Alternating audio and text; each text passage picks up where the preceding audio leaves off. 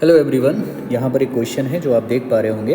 Consider 3 charges Q1, Q2, Q3 each equal to capital Q vertices of an equatorial triangle of side small l. What is the force on a charge Q placed at the centroid of the triangle shown in the figure. तो 3 charge दिए गए हैं plus Q1 plus Q3 and plus Q2 और बीच में centre पे charge दिया गया है प्लस कैपिटल Q. इस ट्रायंगल की साइड्स हैं L और इक्वेटोरियल ट्रायंगल है तो आपको पता है कि इस ट्रायंगल के जितने भी सारे एंगल होंगे वो होंगे 60 डिग्री. ओके, अब अपने को चाहिए क्या?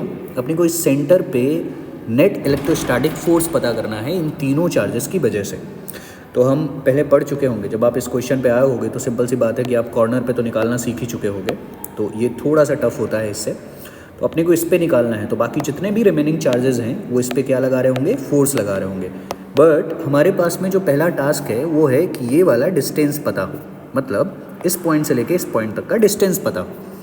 तो ये निकालने का सबसे आसान तरीका है, पहले तो जिनको उस तरीके में नहीं जाना है तो वो एक काम करें, इनके पहले तो नामकरण कर देते हैं A, B और इस पॉइंट को बोल देते हैं C. यहाँ तक का डिस्टेंस अगर आपको फाइंड आउट नहीं करना है और आप चाहते हैं कि डिस्टेंस जस्ट आपको पता चले, मतलब ऐसे ही आप रट सकें, तो इसका डिस्टेंस होगा जो भी साइड है, मतलब साइड आपकी L है तो L को आप डिवाइड कर सकते हो √3 से. ओके, और सिमेट्री की वजह से ये सारे ही पॉइंट से इसका डिस्टेंस कैसा रहने वाला है? इक्वल रहने वाला है. तो हर एक पॉइंट से डिस्टेंस कैसा रहेगा? इक्वल रहेगा. तो ये भी अगर आपका L/3 है तो ये भी कैसा रहने वाला है? L/√3. और ये भी कैसा रहने वाला है? L/√3. अब बात आती है फोर्स के डायरेक्शन की. ओके, तो यहीं पे रुकते हैं. पहले हम देख लेते हैं कि L/√3 कैसे आए. जिसको ये नहीं जानना है, मतलब ये नहीं पता करना है, तो क्वेश्चन में आगे यहाँ से स्किप करके आगे बढ़ सकता है. अदरवाइज़ हम यहाँ पर साइड में जानेंगे कि ये कैसे आया. ओके, देख लेते हैं. तो सबसे पहले ये जो ट्रायंगल है, इक्वेटोरियल ट्रायंगल है, इसका एक साइड ले लेते हैं अलग से. तो एक साइड हम ले लेते हैं, ये एक साइड ले लिया, एक हिस्सा ले लिया इसका आधा पार्ट. ओके, आप सभी जानते हैं कि ये वाला जो एंगल है हमारा, ये वाला एंगल अगर ये 60 डिग्री है तो अगर हम हाफ एंगल देखते हैं इसका तो ये वाला कितना होगा? 30 डिग्री होगा. ये एंगल कितना होगा? 30 डिग्री होगा. ओके, अब अपन एक काम करते हैं. अगर ये एंगल 30 डिग्री है, जो हम पहले से जानते हैं कि एंगल कितना होगा, ये होगा 30 डिग्री. ओके, ये वाली साइड अपने को पता है ये L है और ये वाली साइड आपको पता करनी है. तो इस पॉइंट को नाम दे देते हैं A और इस पॉइंट को नाम दे देते हैं B. ओके, और ये हो गया आपका C. ये आपका एंगल हो जाएगा 90 degree. Okay, fine. So simple सी बात है, एंगल के जस्ट सामने वाला जो पार्ट रहता है उसको हम लोग बोल रहे होते हैं हाइपोटेन्यूस. ओके, इस एंगल के जस्ट सामने वाला जो पार्ट होता है उसको हम लोग बोल रहे होते हैं परपेंडिकुलर. और ये क्या रहने वाला है? आपका बेस. अब कुछ नहीं करना है, इसमें आपको अप्लाई कर देना है cos थीटा. cos थीटा का सिंपल सा फॉर्मूला होता है बेस अपॉन में रहता है हाइपोटेन्यूस.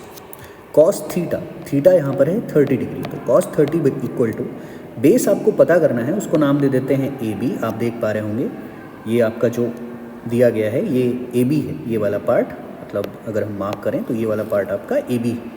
अब अपने को क्या चाहिए? हाइपोटेन्यूस कितनी दे रखी है? L. तो cos 30 इंटू L हो जाएगा और इक्वल में क्या रहने वाला है? AB रहने वाला है.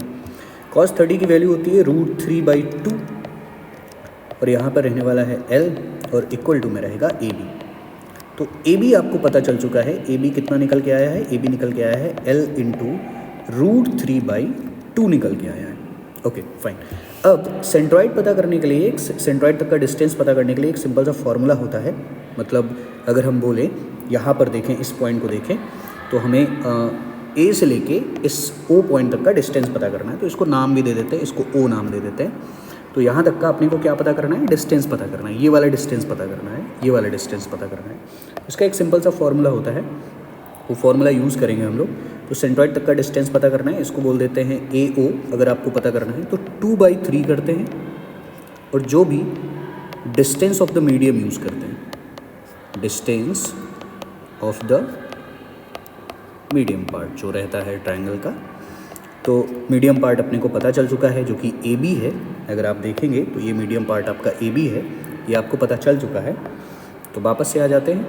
तो मीडियम पार्ट आपका क्या दे रखा है, L इंटू √3/2, 2 से 2 कैंसिल हो जाएगा, √3 इंटू L, और नीचे क्या दिया गया है 3 को लिख सकते हैं √3 इंटू √3, √3 से √3 कैंसिल हो जाएगा, तो ये निकल के आ जाएगा L/√3। मैंने स्टार्टिंग में बोला था कि आप इसको फाइंड कर सकते हैं या फिर आप इसको रट के रख सकते हैं कि यहाँ से लेके यहाँ तक का डिस्टेंस कितना होगा, L/√3 होगा।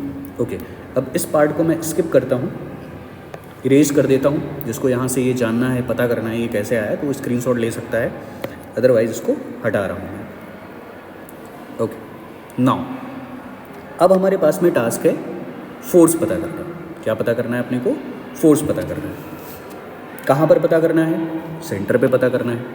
तो सेंटर पे पता करने के लिए हम लोग डायरेक्शंस ले लेते हैं। हम सभी जानते हैं कि इस प्लस Q2 की वजह से यहाँ पर जो फोर्स का डायरेक्शन होगा, पॉजिटिव पॉजिटिव है दोनों, तो आउटसाइड होगा। इसकी वजह से भी कैसा होगा, आउटसाइड होगा, और ऊपर वाले की भी वजह से कैसा होगा, आउटसाइड होगा। तो सभी के डायरेक्शंस को हम लोग मार्क कर लेते हैं। यहाँ पर मार्क करने से पहले एक बात मैं बता दूँ, Q1, Q2, Q3 सभी के अमाउंट आपस में सेम है, नेचर आपस में सेम है, तो इसको भी हम Q बोल सकते हैं, इसको भी हम Q बोल सकते हैं, और इसको भी हम Q बोल सकते हैं। अब बात आती है डायरेक्शन की। सो Q2 की वजह से इस पॉइंट पे जो लगने वाला फोर्स होगा, और जो Q3 की वजह से इस पॉइंट पे लगने वाला फोर्स होगा, और जो Q1 की वजह से लगने वाला फोर्स होगा, वो डाउनवर्ड होगा। तो हमारे पास में जो सबसे पहला टास्क होगा, पहला जो A की वजह से लग रहा है उसको FA नाम दे देते हैं, और जो B की वजह से, वैसे हमें लिखना चाहिए इसको force on O due to A, but यहाँ पर बहुत ज़्यादा लिखेंगे तो फिर ऐसे आप आइडेंटिफाई नहीं कर पाएंगे। तो B की वजह से जो लग रहा है उसको FB नाम दे देते हैं, और जो C की वजह से लग रहा है उसको नाम दे देते हैं FC। अब इनकी सभी के अलग अलग अमाउंट पता कर लेते हैं। तो पहले हम वैल्यू निकाल लेते हैं FC और FB की, क्योंकि अगर हमें इन दोनों का, आप समझ रहे होंगे, अगर हमें इन दोनों का वैल्यू पता चल जाता है और इनको हम ऐड कर देंगे वेक्टर के टर्म से, तो ऊपर की तरफ लगने वाला फोर्स पता चल जाएगा। और जब ऊपर का फोर्स पता चल जाएगा और एक आपका नीचे लग रहा है, तो ये दोनों एक दूसरे से सब्ट्रैक्ट हो जाएंगे, क्योंकि दो वेक्टर अपोजिट डायरेक्शन में हैं। तो आपका नेट अमाउंट ऑफ फोर्स अपने को पता चल जाएगा, कहाँ पर, O पर। ओके, तो पहला काम है हमारे पास FB पता करना। तो FB अगर हम पता करेंगे तो FB इक्वल टू, फॉर्मूला होता है K इंटू Q1 कितना है आपके पास में, Q ही है, अमाउंट सेम है, मैग्नीट्यूड सेम है, और O पर जो चार्ज दे रखा है, पॉइंट चार्ज, वो भी Q है। डिस्टेंस क्या है आपकी, L/√3 का होल स्क्वायर। तो आपका निकल के आ जाएगा KQ², नीचे आ जाएगा L² और रहेगा 3 आपका ऊपर चला जाएगा, तो ये हो जाएगा 3KQ², और नीचे हो जाएगा L²। ये आपका निकल के आया FB।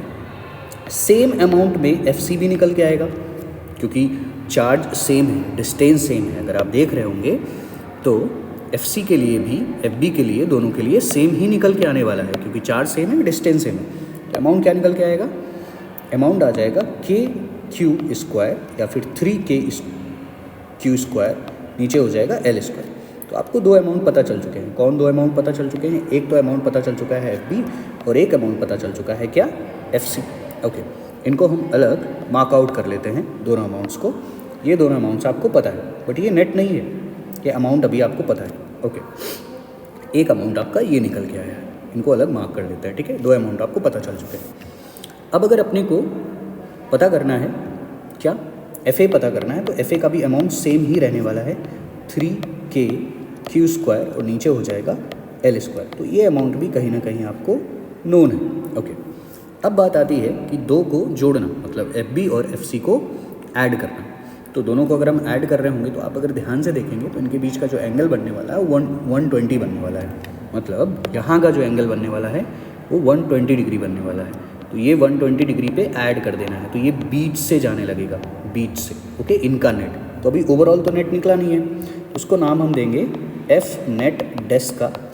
और दो फोर्सेस के अमाउंट आपस में सेम है, दो फोर्सेस के अमाउंट आपस में सेम है, तो ये ऐड कैसे होने वाले हैं, F1² फॉर एग्जाम्पल, या FB² लिखे यहाँ पर, प्लस FC², अभी दिखाने के लिए लिख रहा हूँ मैं, प्लस 2FB FC, और यहाँ पर हो जाएगा cos 120 डिग्री। ओके, अब FB और FC दोनों सेम है, तो ये F² हो जाएगा, तो मिलके हो जाएगा 2F², और ये भी क्या हो जाएगा, ये भी हो जाएगा 2f स्क्वायर, क्योंकि अमाउंट दोनों के सेम है। कॉस 120 की वैल्यू होती है -1/2, 2 से 2 कैंसिल हो जाएगा, रूट के अंदर जो बचेगा वो बचेगा 2f स्क्वायर और यहाँ पर बचेगा माइनस का f स्क्वायर। सो जो ओवरऑल बचने वाला है 2f square minus f square, तो यहाँ पर रूट के अंदर जो बचेगा वो बचेगा f स्क्वायर, तो बाहर क्या आ जाएगा बेटा, f आ जाएगा। अब f का वैल्यू आपको पता है, f का वैल्यू क्या है, ये है 3k³ स्क्वायर और नीचे क्या है l स्क्वायर। ओके, और आप देख रहे होंगे कि यहाँ सेंटर से ऊपर की तरफ जो फोर्स लग रहा है, मतलब यहाँ ऊपर साइड जो लग रहा है वो आपका ये निकल के आ चुका है, और नीचे की तरफ क्या लग रहा है, FA लग रहा है। दोनों के अमाउंट आपस में सेम है और दोनों वेक्टर एक दूसरे से अपोजिट है, तो अपने को अब चाहिए overall F net, not dash, F net चाहिए। तो ये जो F नेट डैश आपने निकाला है, अब माइनस कर देंगे किससे, FA से, और दोनों के अमाउंट आपस में सेम है, तो क्या निकल के आ जाएगा, 0 आ जाएगा। तो सेंटर पर जो निकलने वाला फोर्स होगा वो क्या होगा, 0 होगा। 0 क्यों आ रहा है, क्योंकि यहाँ पर सिमेट्री बन रही है, सिमेट्री की वजह से 0 आ रहा है।